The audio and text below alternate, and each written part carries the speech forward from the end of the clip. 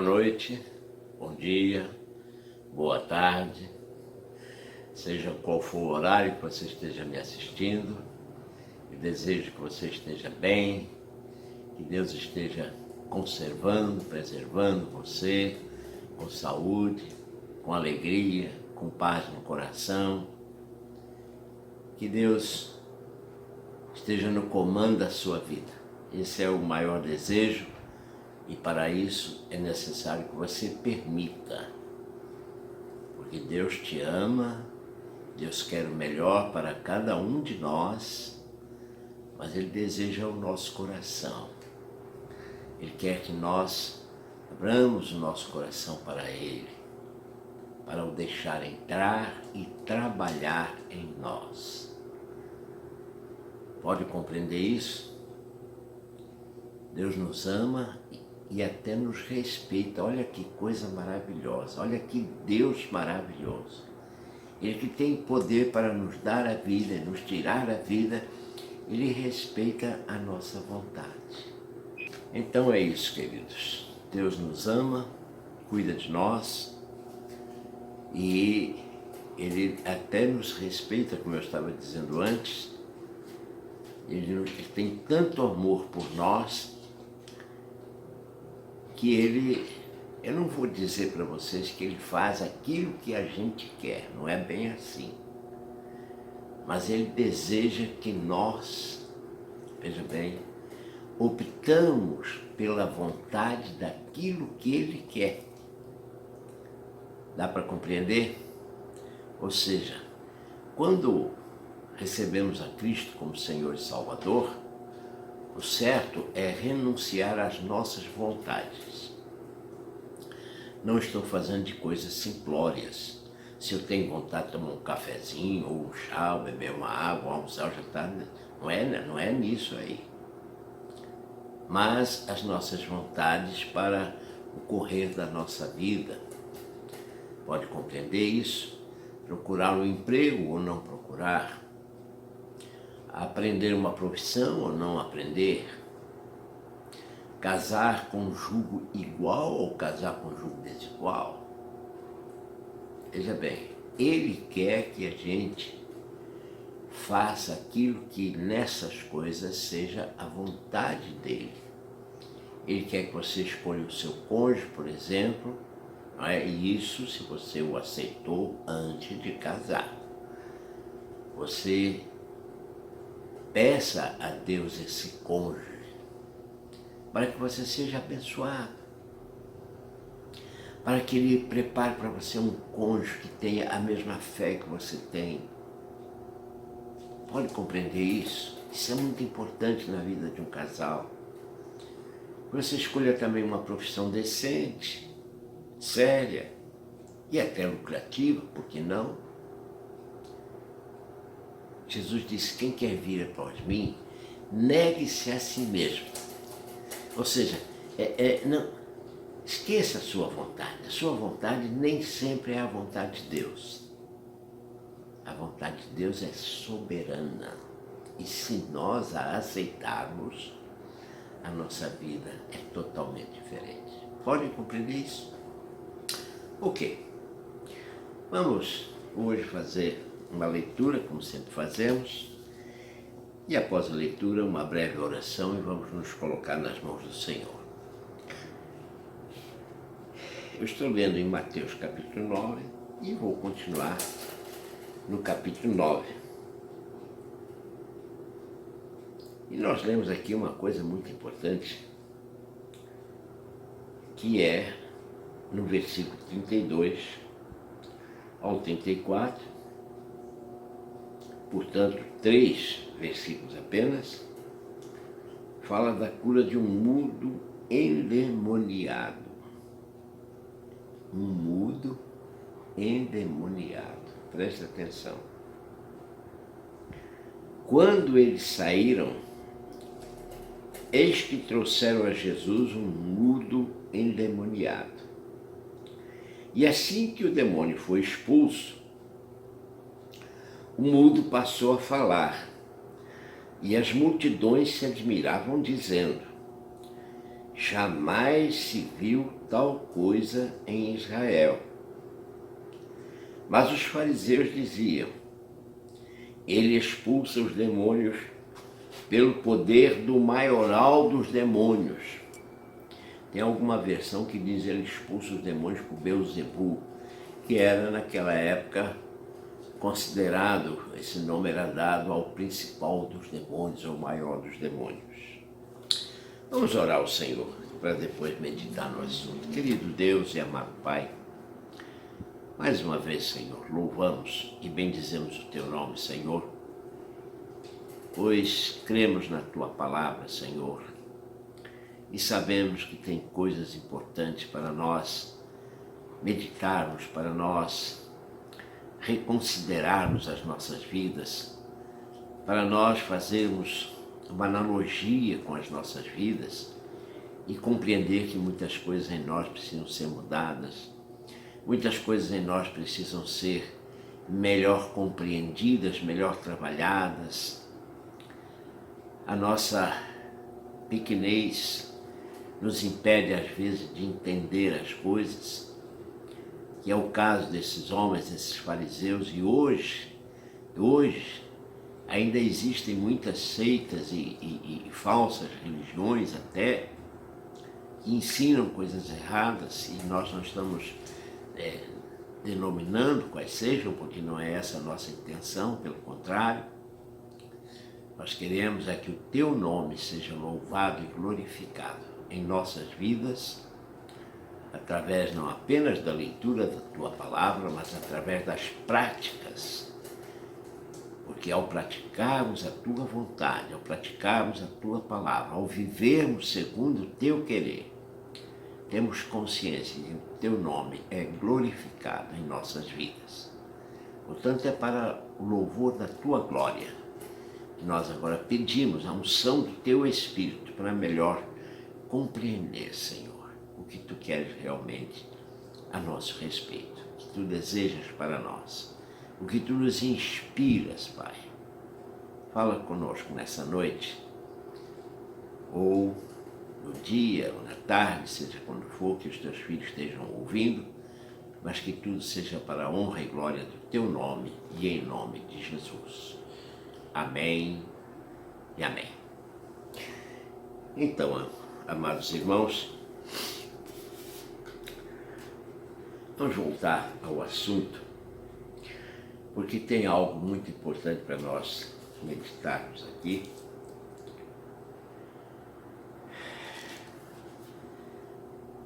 Jesus estava pressupostamente na casa de Pedro, e quando saiu dali da casa de Pedro, diz o versículo 32 do capítulo 9, quando eles saíram, pressupostamente na casa de Pedro, eis que trouxeram a Jesus um mudo endemoniado. Não está dizendo aqui que todo mudo tem que ser endemoniado. Prestem atenção nisso para não confundir as coisas. O mudo é aquele que não sabe falar. Por que ele não sabe falar? Via de regra, salvo raras exceções, o mudo é também surdo. E o surdo não só não ouve para aprender as palavras, como também não consegue controlar os sons que saem dele próprio, porque ele mesmo não os ouve. Pode compreender isso? Então ele, além de surdo, ele acaba ficando mudo também. Ou seja, não ouve e por isso também não fala. Essa é a regra normal, mas tem exceções. E essa aqui é uma exceção. E a exceção é que ele era endemoniado. Habitava nele um espírito demoníaco. E infelizmente, não apenas mudos, obviamente, e nem sempre mudos, como eu já disse, nem todo mundo é, nem todo mudo o é, mas tem muita gente, muitas pessoas, perdão da expressão, muitas pessoas na face da terra sendo guiados por espíritos demoníacos. Preste atenção nisso. Assim como tem aqueles que já conheceram a Cristo como Senhor e Salvador e o receberam como seu Senhor, e consequentemente neles habite o Espírito Santo de Deus, e esse Espírito Santo de Deus os dirige, os guia pela vida fora, assim também há pessoas guiadas por espíritos demoníacos. Aqueles que negam a salvação em Cristo, aqueles que rejeitam a salvação, aqueles que desconhecem a salvação, vivem a seu bel prazer, mas esse seu bel prazer, isso não é verdade. Porque todos nós, seres humanos, somos dotados, veja bem, é a grande diferença dos seres humanos para os animais irracionais. Somos dotados de espírito. Pode compreender isso? Nós somos tricotomistas, ou seja, somos formados por três condições. Vamos colocar assim que é mais fácil de entender. Física e espiritual, na qual se dividem a alma e o espírito. Então, se for com relação à parte física, palpável, e abstrata, não física, não palpável, seríamos dicotomistas. Uma parte física, palpável, que é a nossa carne, e uma parte não palpável, não física, mas seria o espírito e a alma, que andam juntos, vejam bem, que estão em nós, mas o espírito é a parte de Deus que nos rege. O espírito é a parte de Deus que dita as regras, vamos dizer assim, quando ele habita em nós. Quando não é o Espírito de Deus que habita em nós, o nosso Espírito, o Espírito que Deus nos dá para que vivamos, ele aceita coisas do outro Espírito, dos espíritos demoníacos. E aí a coisa pega. Aí é que se torna uma pessoa endemoniada, ou seja, no qual habita o demônio. Podem compreender isso? Isso não é muito fácil de compreender, mas também não é impossível. A palavra de Deus nos esclarece isso bem. Então, de certa forma, quanto ao físico, palpável e o abstrato, somos dicotomistas. Mas quanto à quantidade, vamos dizer assim, de elementos que compõem o ser humano, somos tricotomistas. Corpo, que é a parte palpável, alma, que é onde residem os nossos sentimentos. Se amamos, é um sentimento da alma. Se odiamos, é um sentimento da alma. Se estamos tristes ou alegres, é um sentimento da alma. É na alma que reside a nossa vontade. Pode compreender isso? Mas há o Espírito, que é a parte que nos liga com Deus, que é aquela coisa de Deus abstrata assim, não se vê, não é palpável, mas sabe, é como o vento. Você não vê de onde vem nem para onde vai, mas ele está aí, você sente ele agir. Pois bem, dada essa explicação, obviamente quando trouxeram este homem, pressupostamente Jesus expulsou o demônio. E diz então o versículo 33. E assim que o demônio foi expulso, o mudo passou a falar. Olha que coisa maravilhosa. Aí, onde está o milagre? O milagre aí é completo. O demônio foi expulso. Presta bem atenção nisso. O demônio foi expulso, como a enfermidade dele era derivada da presença de um demônio, ele ficou curado. Mas o milagre consiste em que imediatamente ele começou a falar. Ele não teve que aprender a falar, que seria o mais lógico. Alguém que hoje tem mudez, claro, não é caso demoníaco, é surdo por natureza, ou uma enfermidade causou qualquer coisa, mas ficou surdo sem aprender a falar. E conseguem, por meios científicos, fazê-lo ouvir, e já existe essa possibilidade, na maioria dos casos, não em todos, mas na maioria dos casos, esta pessoa agora vai aprender aos poucos a falar. E aqui não.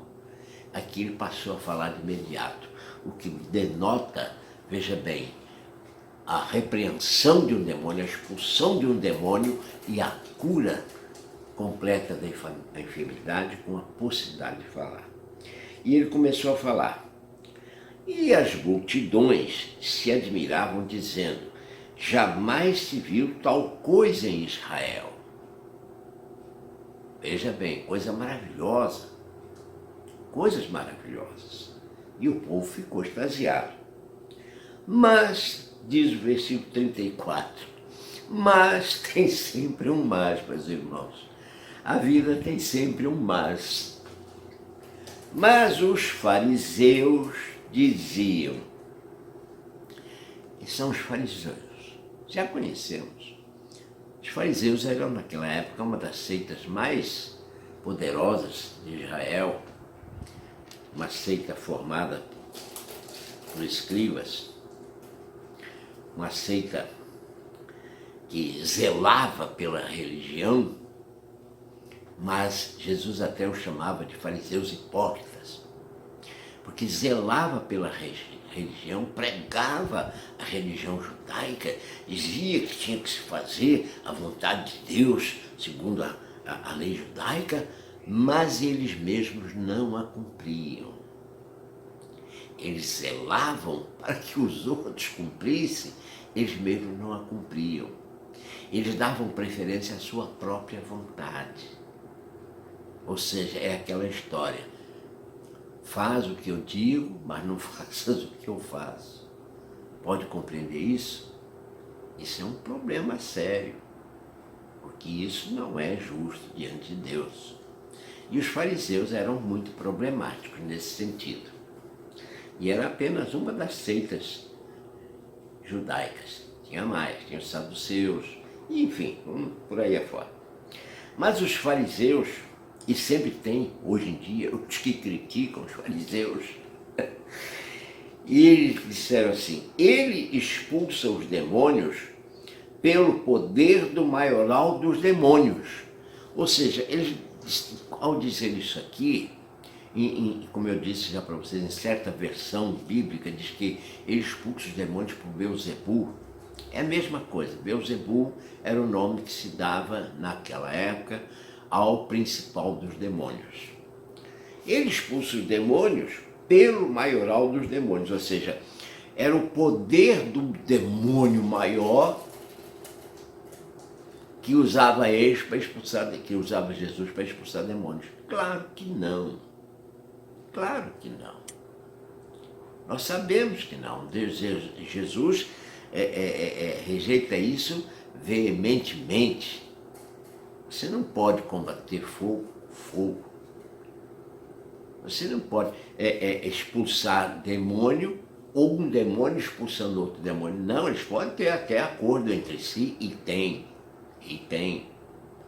Veja bem, existem tipos de exorcismo que envolve isso. É um acordo. E aí não vou entrar nessa seara, que é uma seara pesada, muito séria para se falar em poucos minutos, não dá. Mas existe acordo. Pessoas fazem acordo com demônios para que o demônio não o perturbe e ainda lhe dê riqueza e faça acontecer isso é outra situação. Mas olha aqui no versículo, no capítulo 12, no capítulo 12 de Mateus, aqui na frente, nós vemos uma coisa que Deus falou, que Jesus falou, a esse respeito. Capítulo 12 de Mateus, versículo 22 a 24. Fala sobre Jesus e Beelzebul, que é o demônio que... Então trouxeram a Jesus um endemoniado cego e mudo, e Jesus orou e o homem passou a falar e a ver. Isso é um outro caso. E toda a multidão se admirava e dizia: não seria este, por acaso, o filho de Davi? Mas os fariseus, ouvindo isto, diziam: este não expulsa demônios, senão pelo poder de Beelzebul. Lembram que eu falei isso lá do outro versículo? O maioral dos demônios. Mas, agora Jesus se manifesta. Mas Jesus, sabendo que eles pensavam, disse-lhes: todo reino dividido contra si mesmo ficará deserto. E toda cidade ou casa dividida entre si mesma não subsistirá. Se Satanás expulsa Satanás,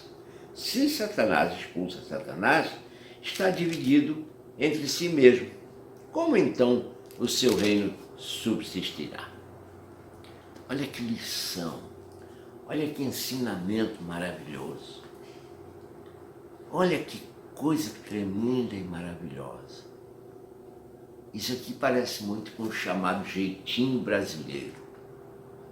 Pare para pensar. Jesus disse assim: como é que pode ser Satanás expulsando Satanás? Como é que pode ser um demônio expulsando o outro? Se eles estão se expulsando um ao outro, então eles não vão subsistir.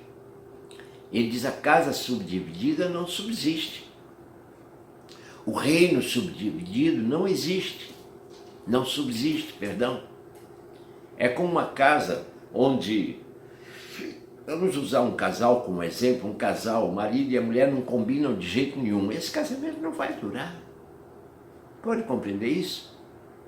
Uma sociedade onde um sócio e o outro não combinam de jeito nenhum, um quer fazer uma coisa, quer outra, aquela sociedade não vai durar.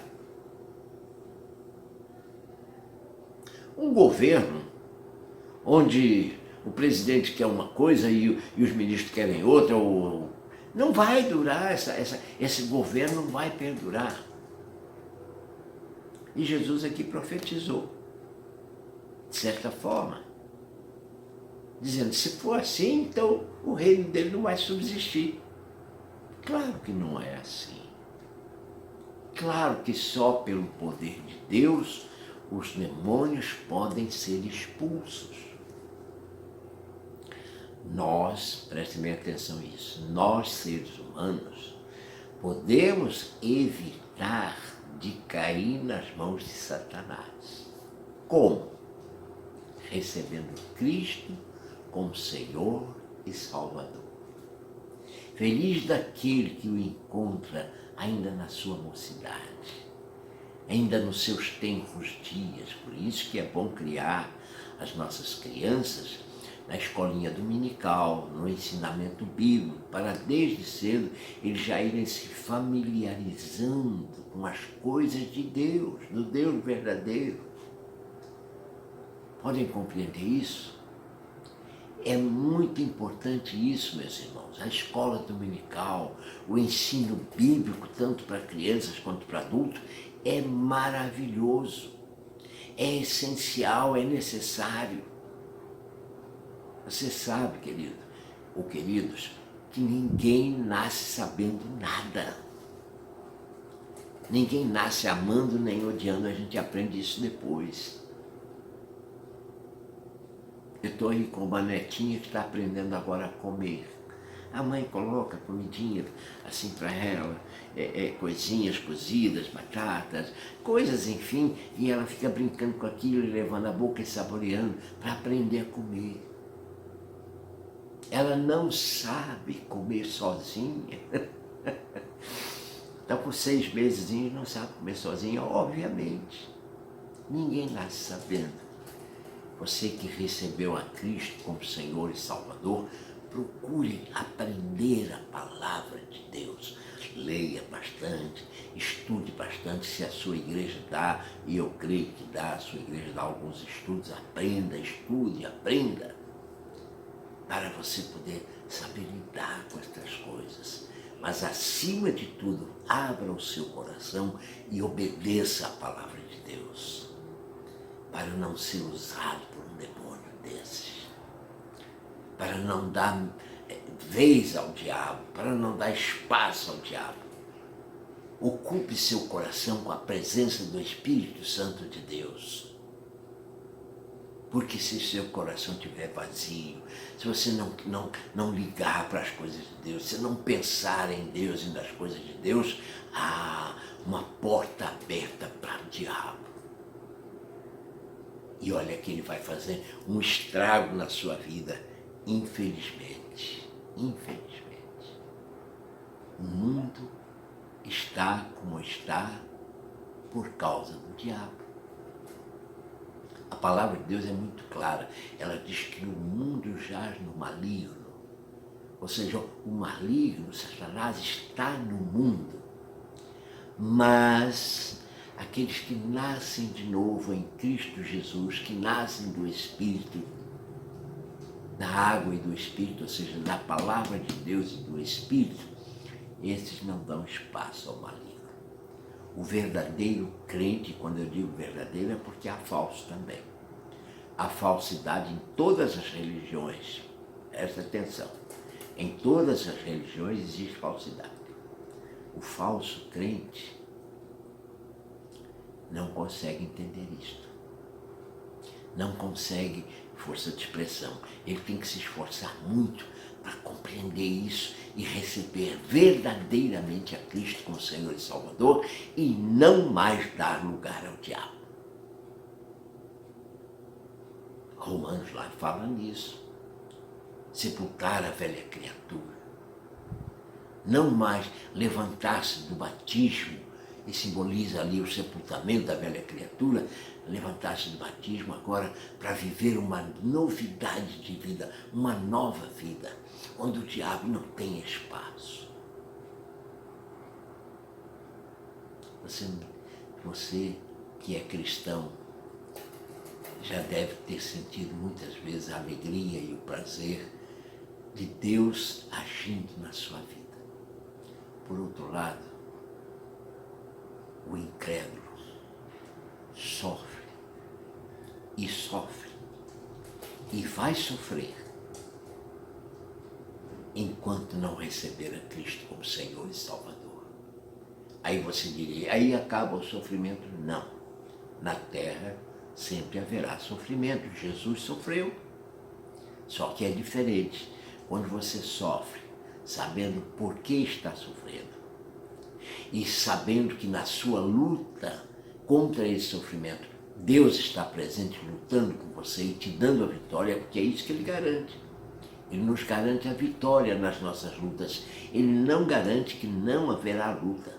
Ele garante para nós a vitória. Deixe a paz de Cristo entrar em você. Não importa qual seja o sufoco que você está vivendo. Não importa qual seja a dor que você está sentindo. Abra o coração e diga, Senhor, eu te pertenço. Eu sou teu filho, sou teu servo, tua serva. Eu te amo. Eu preciso de ti e sem ti eu nada sou. Trabalha na minha vida e comece a perceber como Deus está abençoando você. Pode compreender isto? Vamos agora fazer uma breve oração para terminarmos. Querido Deus e Pai, mais uma vez, Senhor, eu te louvo e bendigo o nome, porque és santo, és poderoso, és Deus maravilhoso. Mas tu sabes, Senhor, da luta dos teus filhos. Tu sabes da luta dos seres humanos. Tu sabes que o inimigo das nossas almas entregou a vida dos seres humanos ao pecar. Ao pecar, ele tirou de nós a tua glória. A tua palavra diz isso, porque todos pecaram e foram destituídos da glória de Deus. Mas o teu Filho amado, aquele que foi à cruz por nós, ele tem o poder para restituir a tua glória em nós, nos reconciliando contigo. E ele fez isso através da sua morte. Ele já fez. Agora só basta o ser humano crer e aceitar. Porque no teu reino, Senhor, tudo é pela fé. E pela fé nós somos salvos em Cristo Jesus. Pai querido, abençoa os teus filhos. Dá-lhes saúde e paz. Onde estiverem agora, sintam a alegria do Espírito Santo de Deus fluir em cada um deles. E que tudo seja para o louvor da tua glória. E que a graça do teu Filho Jesus, e que o teu amor e a comunhão com o teu Santo Espírito esteja em cada um de nós, hoje e sempre, em nome de Jesus. Amém e amém.